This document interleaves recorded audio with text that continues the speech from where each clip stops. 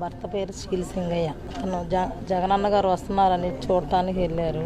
అయితే అక్కడ కారు తగిలిందని అయింది మాకు. మరి నేను కూడా జగనన్న గారిని చూడటానికి నల్లపాడ దగ్గరికి వెళ్ళాను. వెళ్తే మాకు ఫోన్ చేశారు. ఫోన్ చేస్తే మేమేమన్నా అక్కడి నుంచి హాస్పిటల్కి బాగానే ఉన్నారు, బాగానే మాట్లాడారు. మా ఇద్దరు పిల్లలని చెప్పారు, మా ఊరు పేరు చెప్పారు, మా మామయ్య పేరు చెప్పారు, నా పేరు కూడా చెప్పారు. మా ఇద్దరు పిల్లలని చెప్పారు, మా ఊరు పేరు చెప్పారు, మా మామయ్య పేరు చెప్పారు, నా పేరు కూడా చెప్పారు. అంబులెన్స్లో ఏమైందో మాకు డౌట్గానే ఉంది. అంబులెన్స్లో ఏమన్నా చేశారేమోనని. జగనన్న గారంటే మాకు చాలా అభిమానం.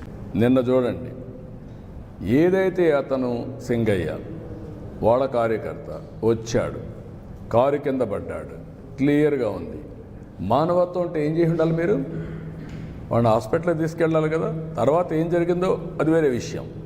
కనీసం నువ్వు నిలబడకుండా, కనీసం దాన్ని నీ మనుషులు అక్కడ ఒక కుక్క పిల్లని మారి తీసి రోడ్డు మీద పక్కన బారేసి, చెట్ల కింద బారేసి మీరు వెళ్ళిపోయారంటే, కంపల్లో బారేసి మానవత్వం ఉందా మీకు?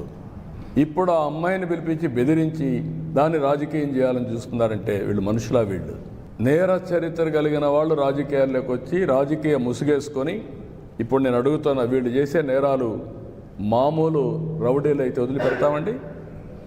2 నిమిషాల్లో కుక్కను కొట్టి లోపల వేసేవాళ్ళం.